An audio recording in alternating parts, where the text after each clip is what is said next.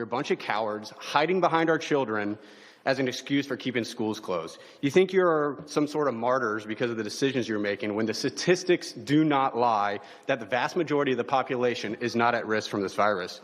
The garbage workers who pick up my freaking trash risk their lives every day more than anyone in this school system. Figure it out or get off the podium. Because you know what? There are people like me and a line of other people out there who will gladly take your seat and figure it out. It's not a high bar. Raise the freaking bar. No, that was not me. But that could have been me and many other parents. He's in Loudoun County. I actually have kids in Fairfax County.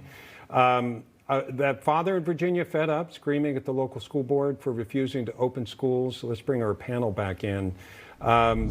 Stacy, there's so many parents frustrated. I watch it. I see it firsthand. My kids are not getting the education they should. My wife is a teacher. She's gotten her vaccination, her first one. She wants to go to work. Teachers need to get back in. Kids, it's been over a year now, or almost a complete year. They haven't gotten a quality education. So full disclosure, I was an elected school board member in our kids' public school before they went private. And I'll tell you what, that man is telling the God's honest truth. He is. If I, Stacy Washington, can be a school board member, and we were in a top 3 rated district for the entire state of Missouri, and I was on their school board, and I was the vice president at one point. If I can do it, anyone can. So if you're sitting there and you're sick of what they're doing, get ready, because you should be on that school board. It's not a difficult job at all. It just takes empathy for the people that you're working for, and you have to be willing to actually represent your constituents, which aren't just the taxpayers. It's the parents, it's the people who don't have kids in the district, and it's the kids themselves. And then, of course, the teachers and the superintendents and everybody. You're really representing everyone there, and you need to be on point. You need to really be have your finger on the touchstone, on the pulse of what people are looking for. And the loss of a year's worth of growth educationally can be catastrophic for some children. So that man's yelling for a reason. You are yelling on the inside, and it should be that these people respond to that man's cry. I think people may have seen this elsewhere, because I'm seeing a lot of play on this. And Bill, I understand why. I feel that as a parent. Yeah. I'm not somebody that's going to go to a board and yell at them.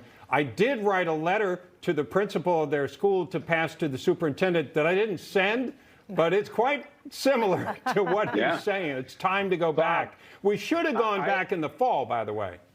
Well, we should have never closed. The bottom line is the president signed an executive order today talking about listening to science. Well, if we're listening to science, all you got to do is read the New England Journal of Medicine and the report that analyzed in very great detail the Swedish experiment. 1.8 million school-aged kids stayed in school, no plexiglass, no distance, no masks, and a couple of things were learned. Number one, kids are not super spreaders. Number two, kids are almost not affected at all from coronavirus. As a matter of fact, out of 1.8 million school-aged kids, 0 to 15, not one death from coronavirus. And number three, teachers in this same study, teachers in Sweden, 57% less likely to need medical care if they got coronavirus compared to other workers who remained at work. So what have we learned? The science is clear. The schools should have never been closed. Yeah. This dad should not have been pushed to this point. That's right. It is a crime that these schools are still closed. But you got to do it right.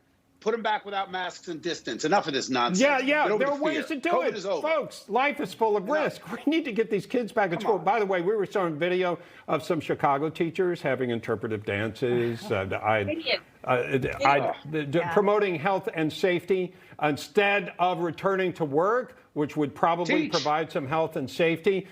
Tom, we also know Las Vegas has had a rise in the number of suicides among kids. Look, take Dallas Morning News says they've lost 100,000 kids didn't even enroll. Where did they go? What is happening to them? Are they now dropouts? Talk about a year of loss. Yes, I'm not a fan of Dr. Fauci because he only wants to treat one aspect of America, but COVID's not the only thing on earth. Suicides, you mentioned, from depression.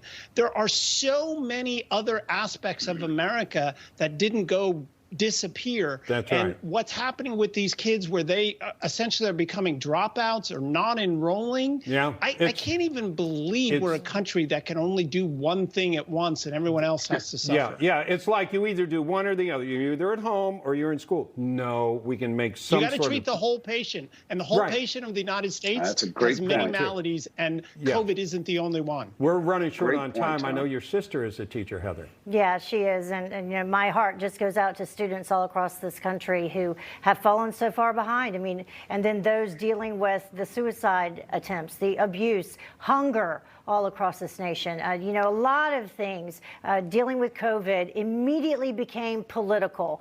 And I think when we look back on this time, we'll see that that was a drastic mistake. Yeah, and by the way, I didn't even mention the word unions. Yes. But that's involved here. That's part of this equation. Tom, 10 seconds. Go ahead. Think of the difference between the healthcare workers and what they put on the line versus the teachers. It should be equal. And we need to get this country open again. Fair enough. Stacy Washington, Bill Spadia, Tom Del Vaccaro, thank you so much for being with us on American Agenda. A great conversation. And of course, whenever we talk about getting kids back in school, It's important. I feel that, you know, folks watching us, they have kids or they have grandkids and they see that it's better when they're in school. And there's not a Absolutely. huge risk. And what risk? We just got to deal with it. Right. Yeah. Hopefully they'll be back in school So soon. deemed. American Agenda. Thank you. Bye.